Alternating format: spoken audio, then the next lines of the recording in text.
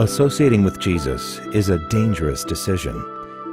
However, Jesus was upfront with his disciples and told them that following him would not be a safe decision, saying that anyone willing to follow him must deny themselves and take up their cross. Andrew was a fisherman in the rural town of Capernaum. He was just your average guy working the family business.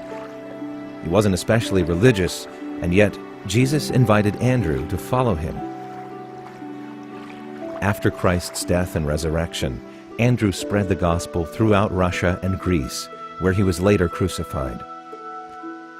Andrew hung upon the cross for 3 days, suffering unimaginable pain, but continuing to tell the people around him about the love of Jesus Christ. God used Andrew, an average and insignificant guy, to change thousands of lives. Peter was a hot-tempered guy who often put his foot in his mouth. He lacked faith in Jesus, denying him on 3 separate occasions. However, God transformed Peter into a man so full of faith that on some occasions, the mere casting of his shadow upon the sick was enough to bring about miraculous healing. Peter fearlessly proclaimed the gospel to everyone, Jew and Gentile. While in Rome, he had the choice to avoid crucifixion and go into hiding. Instead, he chose to surrender himself and was crucified by Emperor Nero.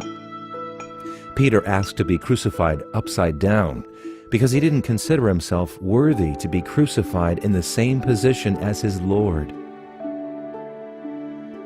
God transformed Peter from a volatile man of little faith into a man of such faith and courage that he willingly went to his death to glorify God.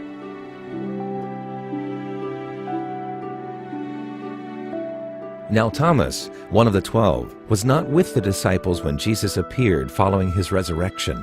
So the other disciples found Thomas and said, "We have seen the Lord."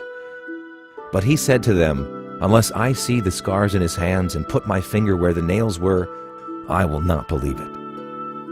A week later, Jesus came and stood among the disciples and said, "Peace be with you." Then he said to Thomas, "Put your finger here. See my hands? Reach out your hand and put it into my side. Stop doubting and believe." Thomas fell to his knees and said, "My Lord and my God." Thomas went on to preach the gospel throughout Persia. From there he traveled to India, where he died a martyr. God changed Thomas's heart from one riddled with doubt to one filled with faith and trust in God, even until the very end. Like Thomas, all of those who were most intimately associated with Jesus became martyrs and remained, by God's grace, faithful until their cruel deaths.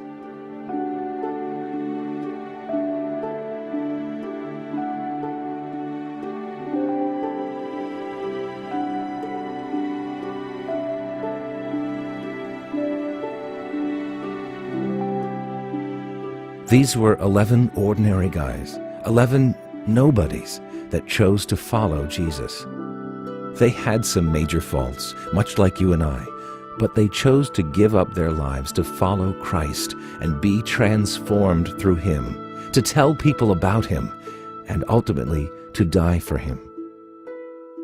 Jesus never said it would be safe following him. In fact, he knew the hardship that lay ahead for those that chose to follow him. And so he asked them to count the cost. For his disciples, it cost them everything, including their lives. Have you ever really thought about what it might cost you to follow such a dangerous God?